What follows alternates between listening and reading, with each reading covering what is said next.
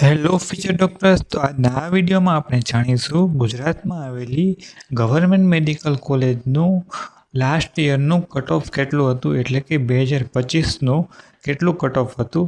આ વિડીયોમાં આપણે કેટેગરી વાઇઝ તેમનું ક્લોઝિંગ રેન્ક, ક્લોઝિંગ માર્ક તથા કેટલા પર્સન્ટેજ ઉપર તેમને એડમિશન મેળવેલું હતું તેના વિશે વાત કરીશું. તો આવા જ પ્રકારના વિડીયો જોવા માટે અમારી ચેનલ સાથે જોડાયેલા રહેજો. ચાલો વિડીયો શરૂ કરીએ.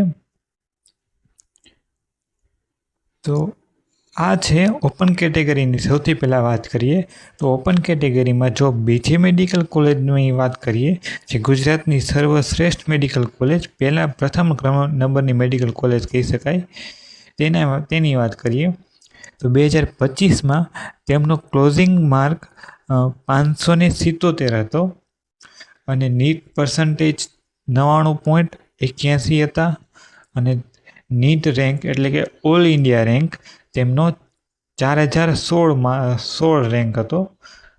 અને આ જનરલ રેન્ક તો આપણા ગુજરાત તરફથી આપવામાં આવે છે. અને નીટ પર્સન્ટાઇલ 98 પોઈન્ટ હતા. આ બીજી મેડિકલ કોલેજનો ઓપન કેટેગરી માટેનો છે. હવે આ જ રીતે આપણે ગવર્મેન્ટ મેડિકલ કોલેજ વડોદરાની વાત કરીએ તો તેમનો નીટનો સ્કોર 557 માર્કે અટકેલું છે ઓપન કેટેગરીમાં 2025માં.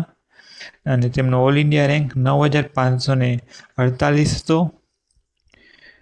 ત્યાર પછીની medical college MP Shah medical college Jamnagar, તેમાં 532 માર્કે અટકેલું છે ઓપન કેટેગરીમાં. અને તેમનો ઓલ ઇન્ડિયા રેન્ક 22,868 માર્ક હતો. ગવર્મેન્ટ મેડિકલ કોલેજ સુરતની વાત કરીએ તો સુરતમાં 545 માર્કે અટકેલું છે 2025માં. તેમનો ઓલ ઇન્ડિયા રેન્ક 14,539 માર્ક હતા. અને રાજકોટ મેડિકલ કોલેજ એટલે કે PDU મેડિકલ કોલેજની વાત કરીએ તો તેમનો નીટનો સ્કોર 524 માર્ક હતો અને ઓલ ઇન્ડિયા રેન્ક 28,117 માર્ક હતા. ત્યાર પછી મેડિકલ કોલેજ એટલે કે last medical college government medical college ભાવનગરની વાત કરીએ તો ભાવનગરમાં 2025માં 526 માર્કે અટકેલું છે અને તેમનો ક્લોઝિંગ રેન્ક 26,876 માર્ક છે. આના પરથી તમે એ ડિસાઇડ કરી શકો છો કે જ્યારે તમારું નીટનું રિઝલ્ટ આવે ત્યારે તમે જો ઓપન કેટેગરીના વિદ્યાર્થીઓ છો તો તમારે આ મુજબના રેન્ક હશે. ફોર એક્ઝામ્પલ, કોઈ સ્ટુડન્ટને 20,000 રેન્ક છે તો તેમને ગવર્મેન્ટ મેડિકલ કોલેજ સુરતમાં એડમિશન મળી શકે છે. MP શાહ મેડિકલ કોલેજ જામનગરમાં મળી શકે છે, કારણ કે ત્યાં 22,000 અટકેલું હતું 2025માં. તો આ મુજબથી તમે પ્રિડિક્શન કરી શકો છો કે તમે કઈ મેડિકલ કોલેજમાં એડમિશન મળી શકે એમ છે. તો ત્યાર પછીની કેટેગરીની વાત કરીએ તો ઓપન કેટેગરીમાં આ મુજબનું હતું. ત્યાર પછીની કેટેગરી છે EWS માટે. EWS માટે બીજી મેડિકલ કોલેજમાં જો તેમનો નીટ સ્કોરની વાત કરીએ તો 563 માર્ક હતા. નીટ રેન્કની વાત કરીએ તો 7,483 માર્ક હતા. ગવર્મેન્ટ મેડિકલ કોલેજ વડોદરાની વાત કરીએ તો તેમાં 543 માર્ક હતા અને રેન્ક 15,827 માર્ક હતા. જામનગરની વાત કરીએ એટલે કે MP Shah government medical college જામનગરની વાત કરીએ તો 525 માર્ક હતા અને નીટ રેન્ક 23,509 માર્ક હતા. સુરતની વાત કરીએ 535 માર્ક હતા 2025માં અને નીટ રેન્ક 20,000 હતા. PDU મેડિકલ કોલેજ રાજકોટની વાત કરીએ તો 2025માં 528 માર્ક હતા અને ક્લોઝિંગ રેન્ક 25,524 માર્ક હતા. આ closing rank all India rank બંને સેમ જ છે, એટલે કે તમે ઓલ ઇન્ડિયા રેન્ક એ જ ક્લોઝિંગ નીટ રેન્ક જ છે. ભાવનગરની વાત કરીએ તો 2025માં 520 માર્ક ક્લોઝ થયેલું છે અને તેમનો ઓલ ઇન્ડિયા રેન્ક 31,517 માર્ક હતો. તો આ મુજબ EWS કેટેગરીના વિદ્યાર્થીઓ જો જ્યારે નીટનો સ્કોર આવે ત્યારે તે મુજબ તેઓ નક્કી કરી શકે છે કે તેમને કઈ મેડિકલ કોલેજમાં એડમિશન મળી શકે છે. ત્યાર પછીની કેટેગરીની વાત કરીએ તો ત્યાર પછીની કેટેગરી છે SC કેટેગરી. SC કેટેગરીના વિદ્યાર્થીઓએ બીજે મેડિકલ કોલેજમાં 2025માં 518 માર્કે ક્લોઝ થયેલું છે અને તેમનો ઓલ ઇન્ડિયા રેન્ક 33,374 હતો. અને વડોદરાની વાત કરીએ તો વડોદરામાં તેમનો નીટનો સ્કોર 485 માર્કે ક્લોઝ થયેલું છે અને તેમનો નીટનો રેન્ક 70,960 હતો. અને જામનગરની વાત કરીએ, જામનગરમાં 470 માર્કે ક્લોઝ થયેલું છે અને ઓલ ઇન્ડિયા રેન્ક 91,791 છે. ગવર્મેન્ટ મેડિકલ કોલેજ સુરતની વાત કરીએ તો સુરતમાં જો SC કેટેગરીના વિદ્યાર્થીઓએ ક્લોઝિંગ માર્ક 472 માર્ક છે અને તેમનો રેન્ક 88,859 માર્ક છે. PDU મેડિકલ કોલેજ રાજકોટની વાત કરીએ તો રાજકોટમાં 478 માર્ક છે અને તેમનો રેન્ક 80,255 માર્ક છે. તો ગવર્મેન્ટ મેડિકલ કોલેજ ભાવનગરની વાત કરીએ તો ભાવનગરમાં 460 માર્ક છે અને તેમનો ક્લોઝિંગ રેન્ક 1,05,892 માર્ક છે.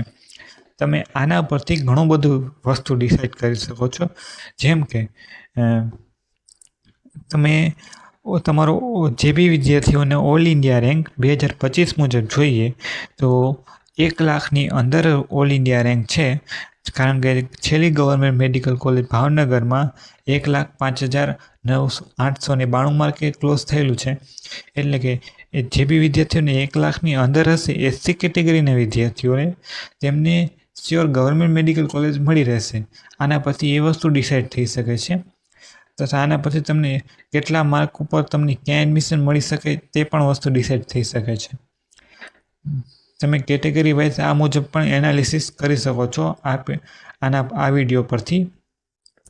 ત્યાર પછીની કેટેગરીની વાત કરીએ તો જે બી વિદ્યાર્થીઓ ST કેટેગરીના છે તેમના માટે બીજે મેડિકલ કોલેજ 2025માં 450 માર્કે ક્લોઝ થયેલી છે અને તેમનો ઓલ ઇન્ડિયા રેન્ક 1,21,702 માર્ક છે.